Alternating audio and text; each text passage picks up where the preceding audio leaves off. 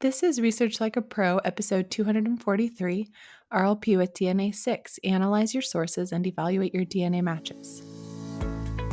Welcome to Research Like a Pro, a genealogy podcast about taking your research to the next level, hosted by Nicole Dyer and Diana Elder, accredited genealogist professional. Diana and Nicole are the mother-daughter team at FamilyLocket.com and the authors of Research Like a Pro, a genealogist guide. With Robin Worthland, they also co-authored the companion volume, Research Like a Pro with DNA. Join Diana and Nicole as they discuss how to stay organized, make progress in their research, and solve difficult cases. Let's go! Today's episode is brought to you by FindAgrave.com, the best place to search online for burial information for your family, friends, and famous people. At Find a Grave, you'll find details about cemeteries and individual memorials for the people buried in those cemeteries. Hi, everyone. Welcome to Research Like a Pro. Hi, Nicole. How are you today? Great. I've been enjoying reviewing the chapters in Research Like a Pro with DNA. It's such a great resource. Yeah, it is. It's so fun going through the study group and really revisiting a DNA project. I'm loving working on my Royston DNA project. We hope that you guys will all join us for our next Research Like a Pro webinar in our webinar series for 2023. We're having so much fun doing monthly case studies featuring the Research Like a Pro process and Research Like a Pro with DNA process. You can join at any time and you can watch the recordings of the previous webinars from the year. Also, the next Research Like a Pro study group is this fall, August through November of 2023. And to be a peer group leader, you can apply at our website. And be sure to join our newsletter to get coupons for all of the sales that we have on our independent study courses. And we're looking forward to the National Genealogical Society Conference, which is open for registration still and is going to be at the end of May in Richmond, Virginia. And we are excited to see you there. Right. Well, let's get to our topic for the day, which is Chapter 6 of Research Like a Pro with DNA. And this chapter is titled Analyze Your Sources and Evaluate Your DNA Matches. So we know that we have to combine DNA research with traditional documentary genealogy sources. We have to use good analysis skills in both our documentary work and our DNA work.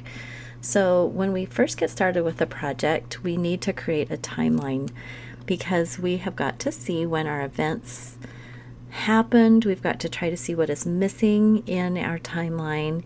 And when we're trying to put DNA evidence together with our documentary work, often it is so important to see when people were living in a certain area to see if they could have been the parents of our hypothesized child. And so it's really important to get a good foundation for our research, and that's what a timeline can do for us. So in our timeline, whether we're doing it in a spreadsheet or a table or on paper, we'd want to include the event, the date, the place, a source citation, and then we also like to analyze the evidence right at that time because that is a perfect time when you're looking at your source again, and you can decide whether it is an authored, original, or derivative source. And then if you're looking at primary, secondary, and determined information, and then think about what kind of evidence that might provide direct, indirect, or negative evidence. And so as we work on that, we really start looking for inconsistencies. Some things may jump out at us, and we can start making a list of questions that we'll use in our research plan. This is an excellent step to do at the beginning of any project. We may think we know everything about our ancestor, but there are so many clues hiding in those documents that we want to make sure we're pulling out. And it's just good to familiarize ourselves again with everything that we know about the family. So just like we have to analyze the details in a documentary source, our DNA sources need to have some analysis as well so we can use them correctly. And it also helps us to create the source citations doing our analysis. Absolutely. So learning how to understand and analyze sources is really important, and it helps you recognize precisely what you're working with and the quality of that information and that source.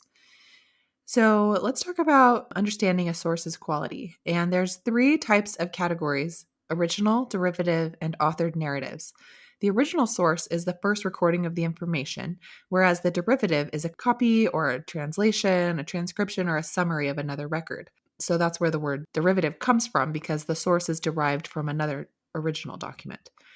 And then an authored work or authored narrative is a source created by an author who has gathered records, analyzed them, and has created a new piece of work with their conclusions. And often a narrative will include a discussion of both original and derivative records. Now, when we apply this to DNA sources, we have to think about what is the source of DNA. You cannot see your actual DNA to evaluate it directly, but you can see the results of DNA testing. And usually the type of DNA testing we're using is SNP testing, single nucleotide polymorphism, for autosomal, and for mitochondrial DNA and Y-DNA, often we're using STR testing. So the reports of these types of tests are sources that you can see that are reports based on the raw DNA data. So these reports are the original sources. And in addition to your raw DNA results, which are original, you can also see original sources in databases of DNA matches, and other DNA reports on the websites about our ethnicity and that kind of thing. So the raw data doesn't really mean anything genealogically until it's compared with other people's DNA and put into that database of matches. So when you receive your DNA results, you have access to reports and lists, and these are original sources. They help you to check matches against your family tree and see if they verify it. The one thing that's challenging is that these match lists from the DNA testing companies are only able to be accessed by the DNA test taker and anyone they share that with, and they're, blocked by passwords and things. So sometimes these limitations make it harder for people to compare raw DNA and look at the actual DNA match and that kind of thing. So it's important to really understand the DNA testing company and the match list and how they generate those. And each company has a special algorithm that they use to interpret DNA data, compare your DNA with other test takers' data.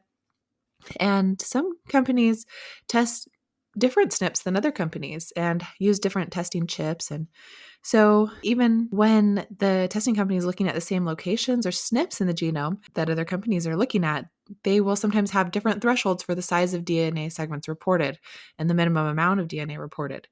So, for example, Ancestry reports shared DNA segments 8 centimorgans and above. And you can look at the ISOG wiki to see what each company uses as their criteria for matching segments, which can be really helpful. This article is called Autosomal DNA Testing Comparison Chart at the ISOG wiki. Another original source is the MyHeritage AutoCluster report, but MyHeritage, they automatically set the matching parameters there. Whereas like AutoClusters from Genetic Affairs, you can put the amount of DNA you want to use in there. So each company and each third-party tool does things a little bit differently. For original DNA sources, you'll see that most DNA testing company has reports that are variations on the following: a DNA match list, an ethnicity estimate, a chromosome browser, and shared matches or autoclusters. So those are all considered to be original sources created by the testing company. Great. Well, let's talk about what derivative DNA sources could be.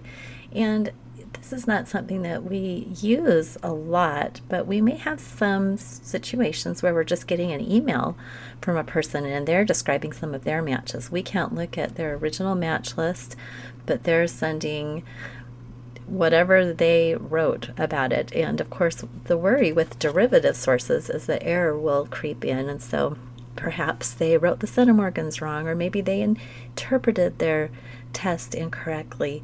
And so we are always careful of derivative DNA sources and seek to get to originals. We also have author DNA sources, and we actually do use author DNA sources quite a bit because we are using family trees.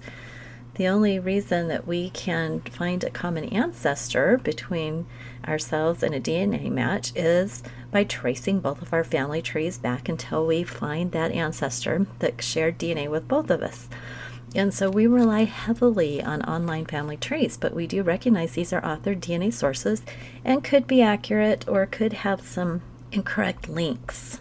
Now, another type of authored DNA source that we would use would be a DNA research report. And so these are written by a genealogist explaining the information found and summarizing the conclusions based on evidence from original DNA reports and documentary records. And so anyone who's going through our study groups or our DNA e-course will be writing up a report, bringing together everything that they found using DNA and documentary evidence. Now, another type of authored source would be an ancestry DNA through line, and that's because through lines are based on our DNA matches and then also the family trees. So ancestry DNA through lines is based on that authored source of family trees, as well as the original source of the DNA. And then we have MyHeritage theory of family relativity, which also is based on user-submitted family trees. So those are good examples of authored DNA sources. Now let's talk about information analysis. So each source contains many different pieces of information. So we have to look at each piece that we're analyzing and decide whether it's primary information, secondary, or undetermined. And primary is information given by a person who witnessed the event firsthand. And secondary is information provided by somebody who obtained the information secondhand and reported it. So they weren't there, they weren't a witness to the event. And sometimes we don't know who the informant was or if they were a witness, so we just put undetermined for that one. So for DNA information, we have primary DNA information, and reports about the results of DNA testing are usually primary, with the DNA testing company as the informant. And so they're the ones that compared the raw DNA results of the users and found that there was a match. So they're reporting that. So some examples of primary information from DNA reports could be the raw DNA data, the amount of centimorgans shared between two matches, the haplogroup, the number of STRs, the start and stop points, and so forth.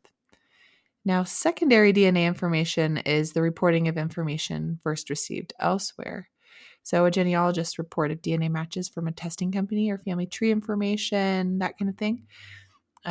If they are sharing that with you, like by word of mouth or writing it in an email, then that could be secondary because they didn't actually perform the matching, the testing company did.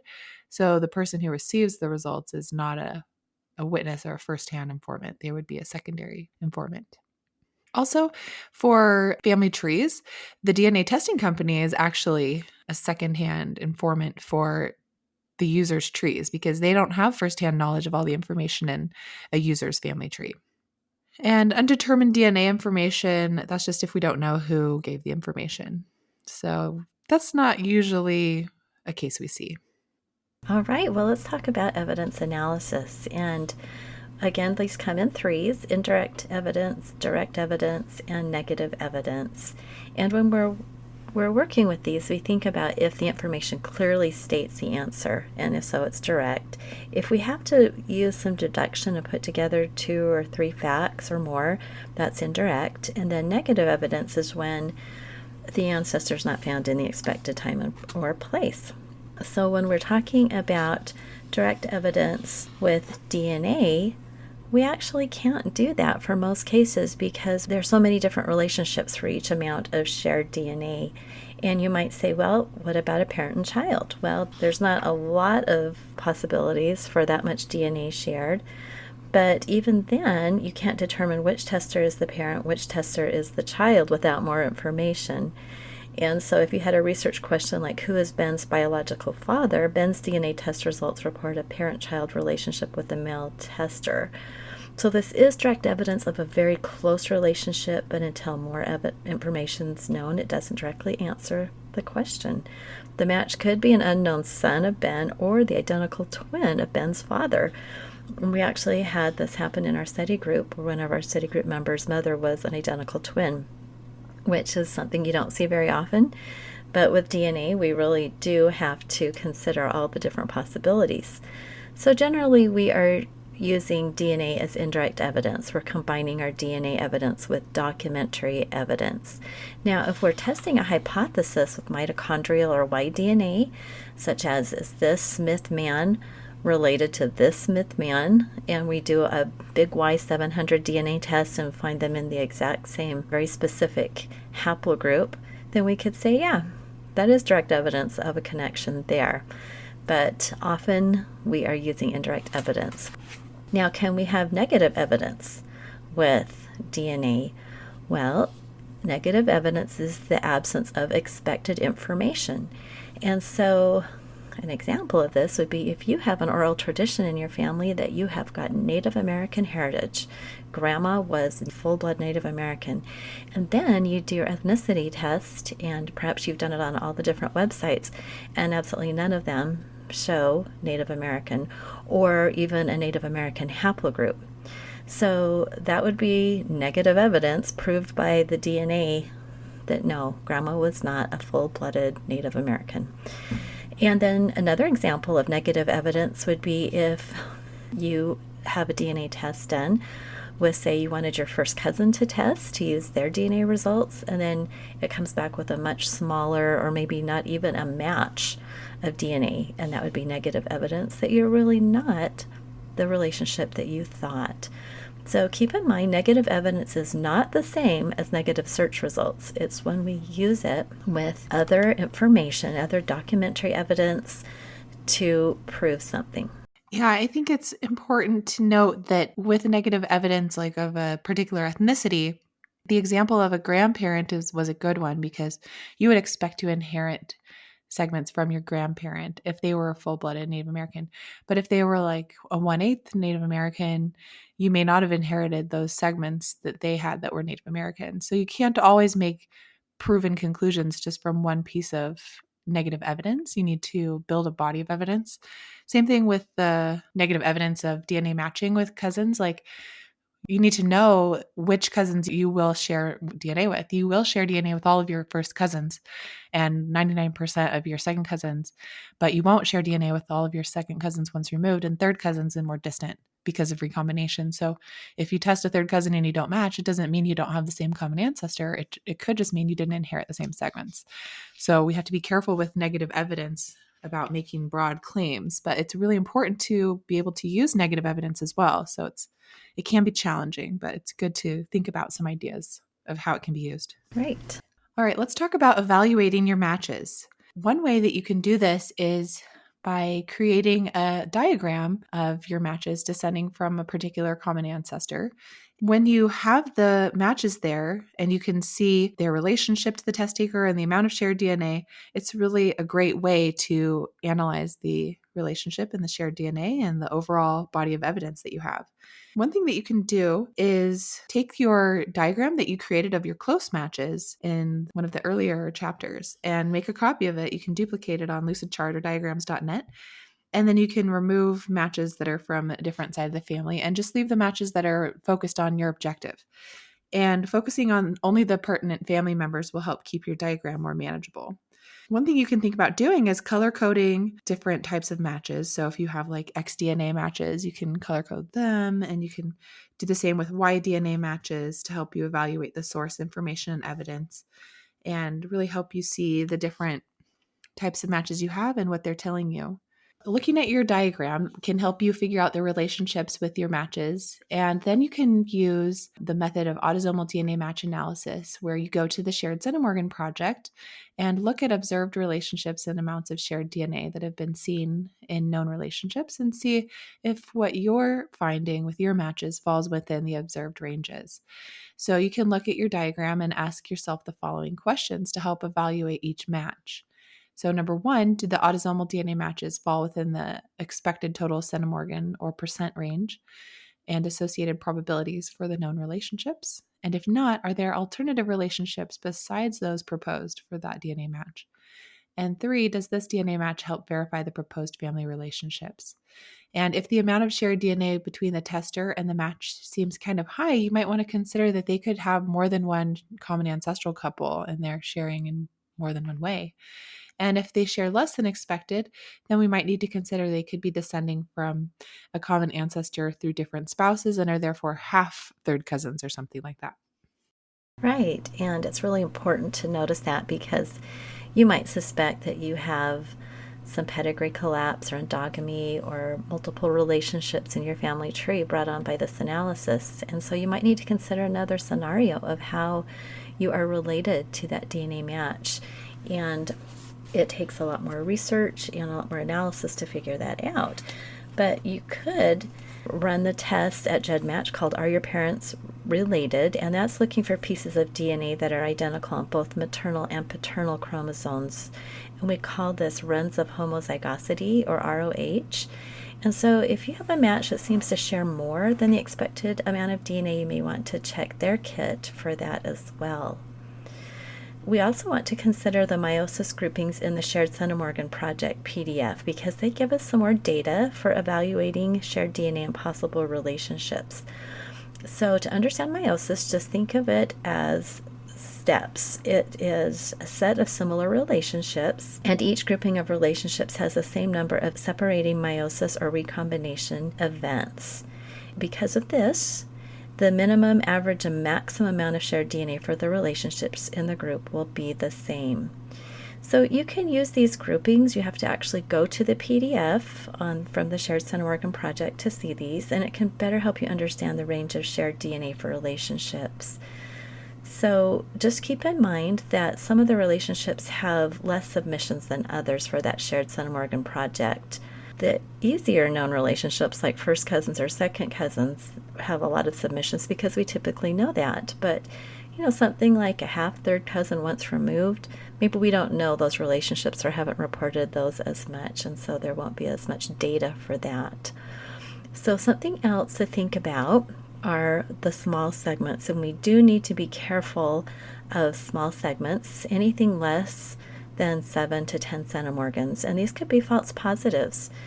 Our testing companies have good technology, but it's not perfect, and so when it gets to be small segments, they can't provide the exact sequence of nucleotides transmitted by each parent. Ancestry DNA does attempt to phase the data and separate it into maternal and paternal chromosomes, but some of the companies use very small segments, and we just need to be careful of that. We also want to consider the age of the segment. A segment could be very old, and we could have a situation where we are sharing in a pileup region, which means we have got excessive identical by descent sharing. And these are population segments from perhaps an endogamous community, something far back rather than recent common ancestry. So something to keep in mind, the longer the segment that we share with someone, probably the more closely we are related in a genealogical time frame. So if we're sharing lots and lots of tiny little segments, those could just be these very old segments or population segments that we are inheriting. So one thing the Ancestry does, it has the timber algorithm, which does remove these smaller segments from pileup regions in any of our matches who are sharing less than 90 centimorgans. And other DNA testing companies don't remove these, but you can see these on DNA Painter's chromosome mapping tool. So if you are taking your DNA from MyHeritage or Family Tree DNA and painting those chromosomes onto the DNA Painter chromosome map, it does show those pileup regions with a little bit of a striped segment, so it can show you, and that can help you. So hopefully you can just see there's a lot more to your analyzing your shared DNA than just looking at the number and saying, oh, okay, well, they're a third cousin, that fits. And often it's when we have something that doesn't quite add up that we have to go and do deeper analysis. Now we're going to talk about X match analysis. And if you have an X DNA match, you're probably looking at either 23andMe or Family Tree DNA or GEDmatch because the other companies don't report that. The X chromosome's unique inheritance pattern is really helpful for eliminating part of the pedigree for finding the common ancestor. But there are some challenges in analyzing the X DNA matches because testing companies, unfortunately, have only tested a small number of SNPs on the X chromosome. Because of that, there are more false matches than on other chromosomes. So it's recommended that you only analyze longer X DNA segments that are over about 15 centimorgans. You can go a little bit smaller if you are looking from a male to a male match. But if you're looking at females to females who have two X's, there's a lot higher possibility that there's false matching going on there. So if you share xDNA with the match, then you can focus on xDNA segments that are a minimum of 10 to 20 centimorgans. And then look at an xDNA pedigree chart to figure out which ancestors may have contributed to your xDNA, and that will help you narrow it down. And then examine the family trees of your xDNA matches and narrow down their tree as well. Then you should have just a few lines to focus on. All right, well, let's talk about why DNA analysis. And we have to really understand the inheritance pattern, that it's passed from father to son and so on through time. It's pretty easy to understand. And in cultures where we have surnames passing through the patrilineal line, it can really help with doing some analysis. But that's not the case in every culture. When we're using Y-DNA, we've got the YSTR tests, short tandem repeats, and we've got haplogroups. So keep in mind that if you've tested at 23andMe and Living DNA, they do give you a high-level haplogroup, but to get the really good details about your Y DNA, you'll want to test at Family Tree DNA. And if you upgrade or test at the big Y700 level, you'll get a much more specific haplogroup. Now, when you look at your Y DNA match list on Family Tree DNA, you'll see matches with people who have tested at all different levels. And some of these levels we no longer test at, the 12 and 25 marker. But you'll see matches at 37, 67, and 111. And you'll see what we call genetic distance, which is just the number of differences or mutations between two sets of results. Now, there are also the Y SNP results, and the SNPs are the single nucleotide polymorphisms, and the big Y700 test gives you, as I said, a confirmed haplogroup and a specific place on the haplotree. So they are testing much more of that Y chromosome with the big Y700, and you will get a list of matches for big Y700s, other people who have also tested there, and you'll get a list of matches who share 3 or fewer differences. So you'll always want to look at your haplotree to help estimate the time frame you and your matches are related. So lots and lots goes into the Y-DNA analysis as you have that big Y700 tree. It gives you much more information. So one of the things that is a recommendation to start at the least expensive level at 37 and then eventually upgrade so that you can have more to work with. For mitochondrial DNA match analysis, what you'll get at Family Tree DNA is a report that tells you your haplogroup and people with the same mitochondrial DNA as you. And you'll get a list of matches that are a genetic distance of 0, 1, or 2, typically. This indicates that you have a common matrilineal ancestor sometime in the past, but it doesn't really tell you how close they are because the mitochondrial DNA mutates so slowly. Originally, Family Tree DNA only tested the hypervariable control regions, HVR, of mitochondrial DNA, but now most people take the full mitochondrial sequence, FMS, which includes HVR1, HVR2, and the coding region.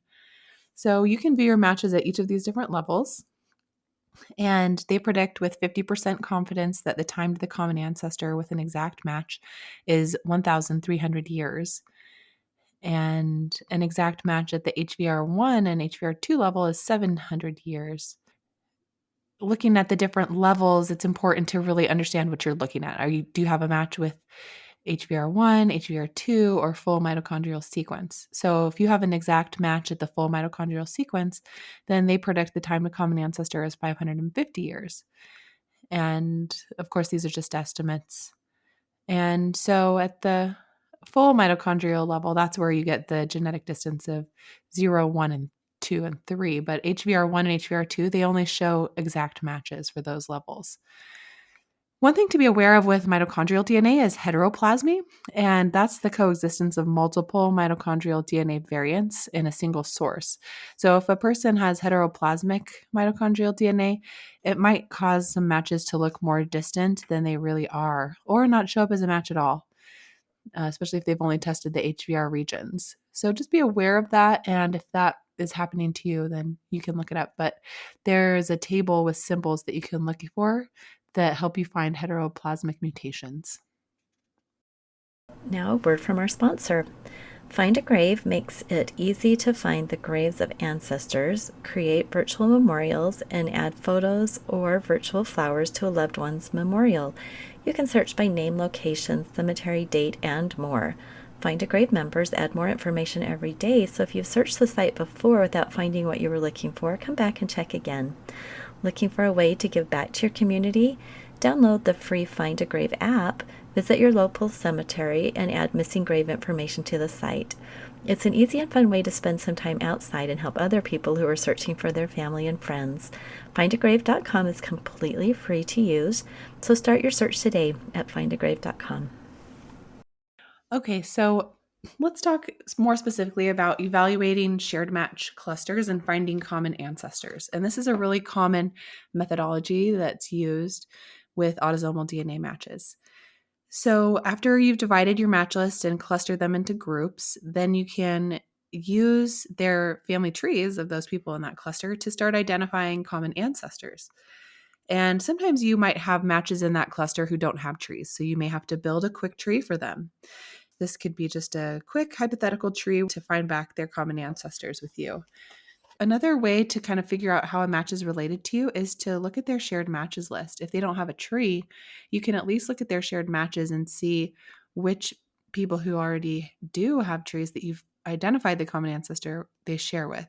So if they share with all the people who are descendants of the same common ancestral couple, you can hypothesize that they're also a descendant of that common ancestral couple as well. So that's kind of how it works with dividing into clusters and trying to find the common ancestors of that cluster. Then generally, most people in that cluster will be on that family line at least. So here's an example of evaluating a specific DNA match. So let's say we are matched with Gary. He shares 675 centimorgans of DNA. So what are the possible relationships with this person? In the Shared Centimorgan Project tool, when you put in 675, the possible relationships include a 60% probability that he could be a great-grandparent, great-grandchild, great-aunt or uncle, half-aunt or uncle, first cousin, half-niece or nephew, great-niece or nephew, or great-grandchild. And then there was a 40% probability that Gary was a half great aunt or uncle, a half great niece or nephew, a great great aunt or uncle, a half first cousin, a first cousin once removed, or a great great niece or nephew. So there's a bunch of possible relationships. They're all pretty close. And without knowing more about Gary, it will be hard to figure it out. So you can write a note to Gary. And he replied, I was adopted. So looking at that 675 centimorgans that he shares, if that's our only data point, then that can be challenging. But maybe he shares with your siblings and 645 with one sibling and only 392 and 274 with two other siblings. So then these numbers can help you see that maybe you're not as closely related as you originally thought. A cousin will share different amounts of DNA with family members because of recombination. So as you continue to communicate, maybe you find out that he's a lot older, like 20 years older. So he's not going to be a great grandparent or great uncle or great nephew. And, you might know, I don't have any grandchildren, so he can't be a grandchild or a great grandchild. So you can rule out some relationships. And the final conclusion is that he's probably a first cousin or a half uncle. Since he shares a lower amount of DNA with some of the siblings, then it's probably going to be like a half first cousin or a first cousin once removed. So that would be a little more likely. So after doing research and family tree building, eventually you can figure out that he's your first cousin once removed and that his father and your grandfather were brothers. And so this example is actually from Robin.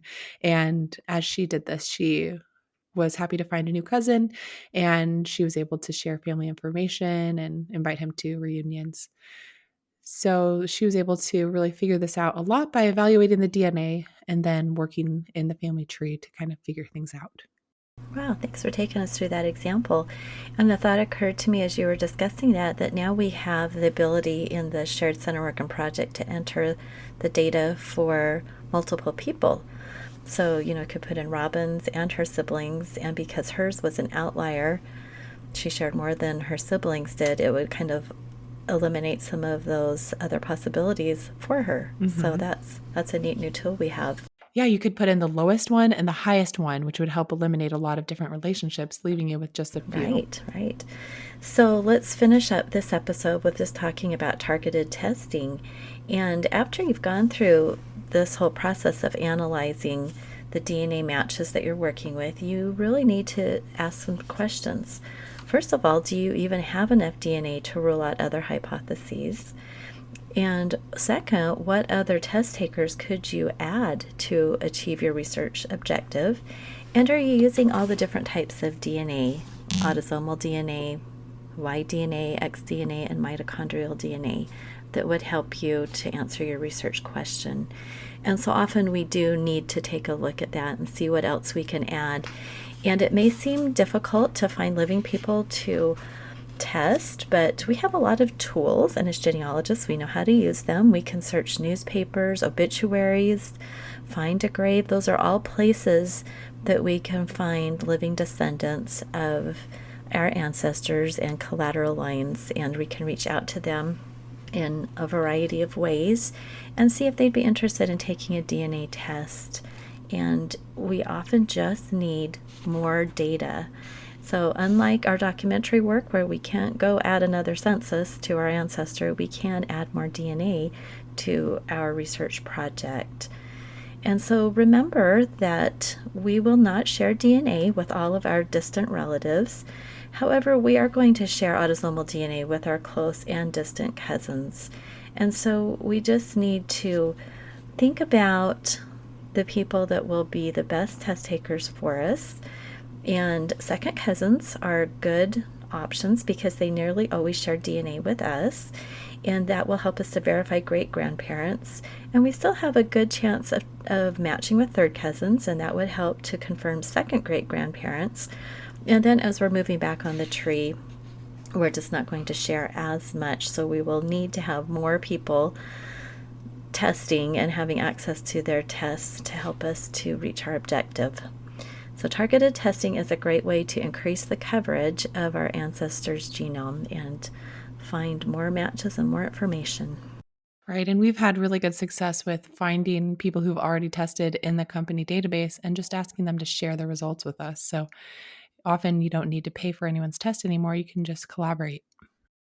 Right. And if they've already taken a test, they are more likely to take another one. So if you find a man who's taken an ancestry, the autosomal test, you could probably reach out and see if he would do a Y-DNA test for you. They're already used to the idea of testing, so that can be helpful.